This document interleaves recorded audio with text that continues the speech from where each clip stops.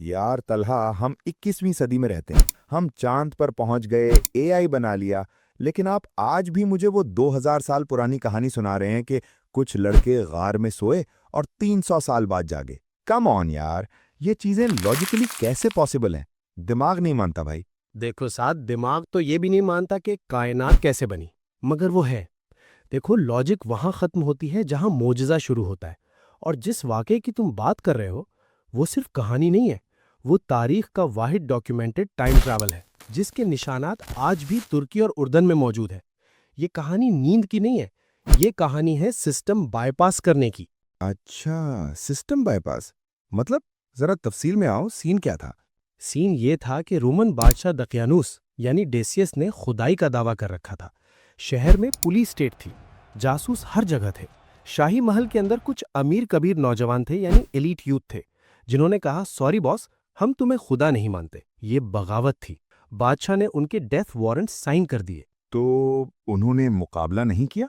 नहीं, उनका मिशन लड़ना नहीं, अपना ईमान बचाना था। उन्होंने अपनी फरारी लेवल की जिंदगी, नरम बिस्तर और मुस्तकबिल सब कुछ लात मार दी और रात के अंधेरे में पहाड़ों की तरफ निकल गए। रास्ते में एक कुत्ता मिला, कतमीर। हाँ, वो कुत्ता। यार मुझे ये समझ नहीं आती, वो कुत्ता उनके साथ क्यों चिपक गया? वो तो भाग रहे थे ना?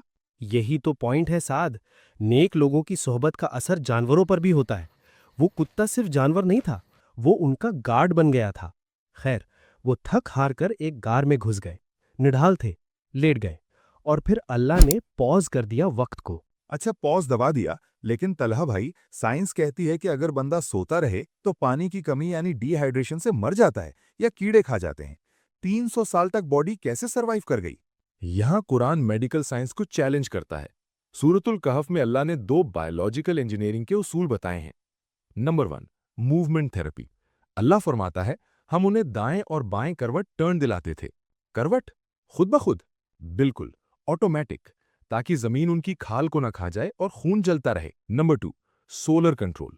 सूरज की किरणें यूवी रेज डायरेक्ट उन पर नहीं पड़ती थीं, लेकिन हवा और रोशनी का गुजर होता था ताकि स्टेरिलाइजेशन रहे।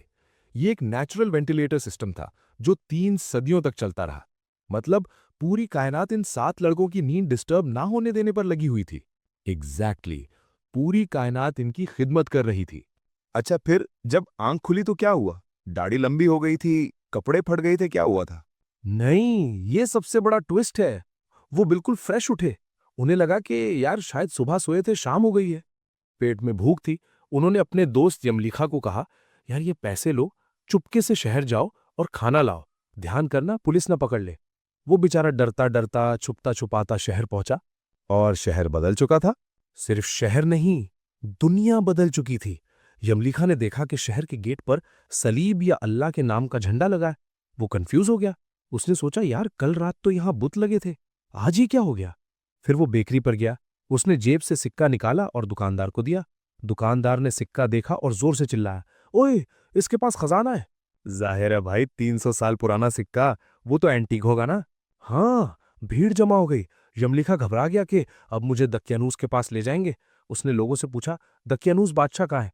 लोग हंसने लगे, कौन दकियानूस? वो तो 300 साल पहले मर के मिट्टी हो गया। तुम किस जमाने के हो भाई? उफ खुदाया, सोचो उस लड़के पर क्या गुजरी होगी। उसके माँ बाप, दोस्त, रिश्तेदार सब 3 सदियां पहले मर चुके थे। वो अकेला रह गया था। बिल्कुल, ये बहुत बड़ा सदमा था।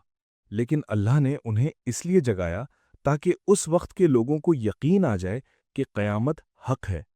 जब बादशाह और अवाम गार पर पहुंचे तो उन्होंने अपनी आंखों से उन जिंदा लोगों को देखा। मकसद पूरा हो गया। वो लड़के वापस गार में गए, लेटे, और अल्लाह ने उनकी रूहें हमेशा के लिए कब्ज कर लीं।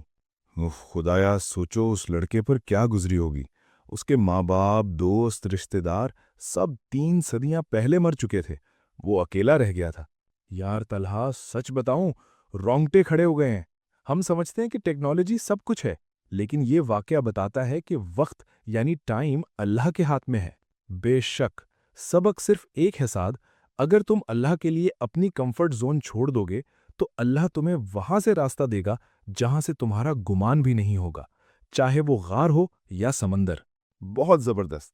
दोस्तों, अगर आपको ये टाइम ट्रैवल मिस्ट्री पसंद आई तो कमेंट्स में जरूर बताएं। मिलते हैं अगली पॉडकास्ट में। अल्लाह हाफिज।